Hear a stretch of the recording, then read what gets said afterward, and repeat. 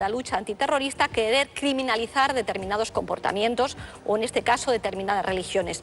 En ningún caso es aceptable la criminalización de una religión, en este caso el Islam, como no era aceptable en su momento en España cuando había el terrorismo de ETA, criminalizar a toda la población vasca.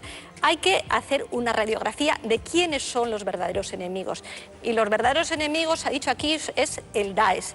Y lo que eso representa, o lo que ha representado el Boko Haram en Nigeria, o está representando otros grupos terroristas.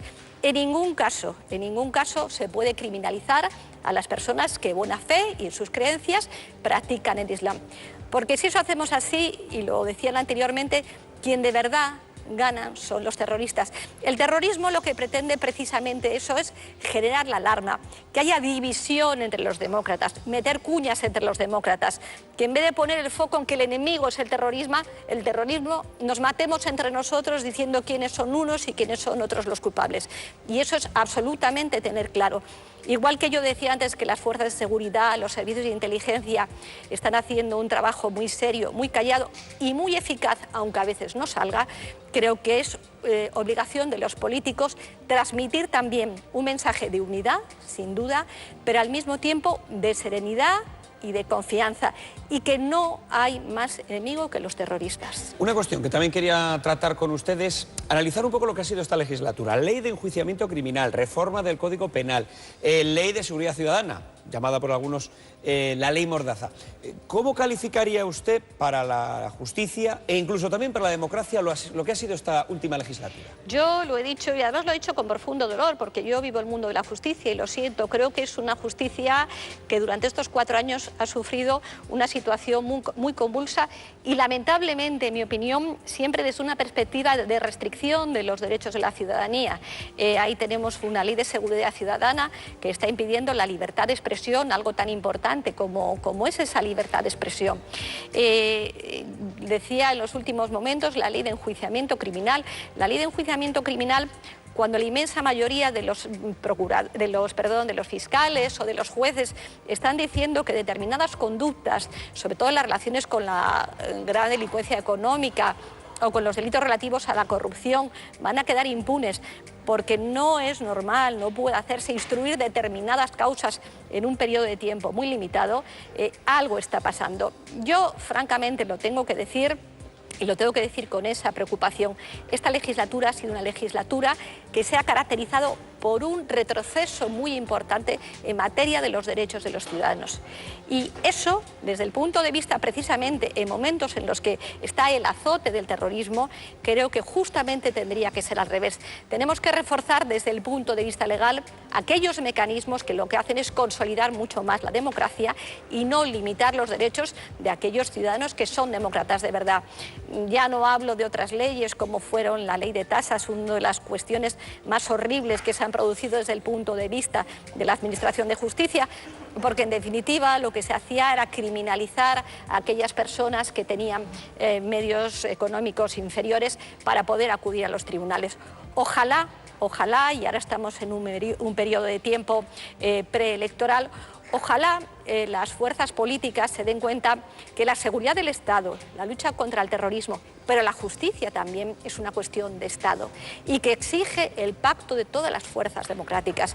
No se pueden sacar las leyes, y mucho más leyes que afectan a los derechos de la ciudadanía, a última hora, deprisa, corriendo, y con el rodillo del partido mayoritario, porque eso no es bueno, no ayuda a la democracia, pero tampoco ayuda, porque también tiene relación a esos instrumentos que una sociedad democrática tiene que tener para luchar contra el terrorismo. Usted ha dicho en alguna ocasión que los magistrados, los jueces, se están encontrando con muchos problemas. Por ejemplo, Hacienda se negó a colaborar con el juez Ruz en alguna de sus investigaciones. Esto es común. También ha dicho que, por ejemplo, el sistema actual genera corruptos, ayuda a que aparezcan. Yo siempre lo he dicho, es decir, muchas veces se llena la boca a determinados dirigentes políticos de hablar de la lucha contra la corrupción y luego cuando los jueces están instruyendo no dan medios. En mi opinión, y es una opinión compartida por la mayoría de jueces y fiscales, y lo decía antes, cuando se limitan los plazos para instrucción en las causas relativas a la corrupción, se dificulta aún mucho más la actuación de los jueces. Y el caso del juez Rull yo lo pongo muchas veces, es decir, él pidió la colaboración al Ministerio de Hacienda y esa colaboración del Ministerio de Hacienda no se le dio. Y mire, ahora en estos tiempos que está de actualidad, yo siempre saco a la luz lo que pasó hace casi 30 años en el caso Banca Catalana. En el caso de Banca Catalana, donde, bueno, había por lo menos unos indicios, cuando menos razonables, de que pudieran existir conductas de corrupción y, sin embargo, en aquel caso solo 8 magistrados entendimos que procedían seguir las investigaciones y seguir las instrucciones en aquel caso contra el señor Pujol. A mí no me gustaría que ahora, en este momento, volviera a pasar lo mismo, precisamente porque se limitaran las posibilidades de los jueces. Yo le voy a preguntar si le da rabia lo que ha pasado ahora con Pujol, cuando el tiempo parece que a usted le daba la razón, a usted y al resto de magistrados que quería que se procesara a Pujol por el caso Banca Catalana. Pero se lo voy a preguntar porque son cosas de la televisión, después de la publicidad. Volvemos. 1 de la madrugada, Margarita Robles con nosotros. Margarita, buenas noches de nuevo. Nos quedábamos hablando antes de la publicidad de que usted y otros 8 magistrados quisieron procesar a Pujol por el caso Banca Catalana. No fue posible.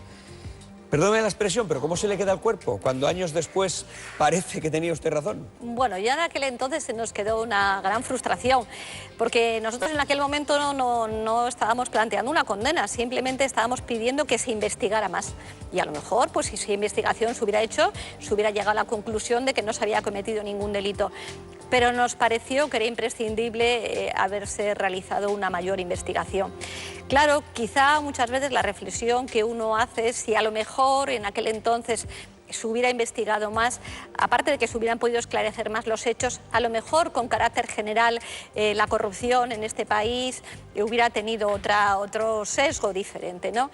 El tiempo pone muchas veces las cosas en su sitio, por eso es tan importante que de verdad haya un compromiso claro y inequívoco en la lucha contra la corrupción. Por eso a mí no me convence que se limite el tiempo de instrucción de los sumarios en los casos de corrupción. Y por eso también a mí me duele como juez que se pongan trabas cuando los jueces pues piden algún tipo de diligencias, de colaboración, de comisiones rogatorias o de participación de organismos públicos y se les pone algún tipo de limitación y traba. Yo le quiero preguntar una duda que tengo como ciudadano. Me sorprende cómo, por ejemplo, Jordi Pujol Jr., que parece el cerebro de una trama reconocida por su padre, todos los hijos imputados, no hay ningún tipo de medida cautelar contra Jordi Pujol Jr. Esto sorprende enormemente. Bueno, hay que dejar que el juez que está conociendo el asunto continúe la tramitación. Es verdad que muchas veces los ciudadanos desde fuera tienen una percepción de lo que ocurre que no tiene por qué corresponderse con lo que los jueces de instrucción ven y tienen delante. Es verdad que los jueces tienen que actuar con arreglo a las diligencias que tienen. Yo lo que estoy convencida es que en este momento, en este país, los jueces van a luchar al máximo contra la corrupción y no me gustaría de verdad que pasara lo que hace casi 30 años en el que de alguna manera quedó aquella asignatura pendiente. Una última cuestión. Podemos ha fichado a Margarita Rousell, la magistrada, para la lista de Las Palmas. Victoria Rousell. Victoria Rousell, correcto. También ha fichado a un constitucionalista, a Pérez Royo. ¿A usted le han tentado para entrar en política? No me refiero a Podemos, a cualquier partido, ¿no le han tentado? No, yo estoy en el Tribunal Supremo, yo creo que presto un servicio público a la política, que hoy en día está tan desprestigiada, pero que no hay por qué desprestigiarlo, como los jueces al final prestamos un servicio público, con un compromiso además de que la justicia funcione bien, de que funcione lo mejor posible, y ese es mi compromiso y mi trabajo en este momento. Margarita Robles, un placer.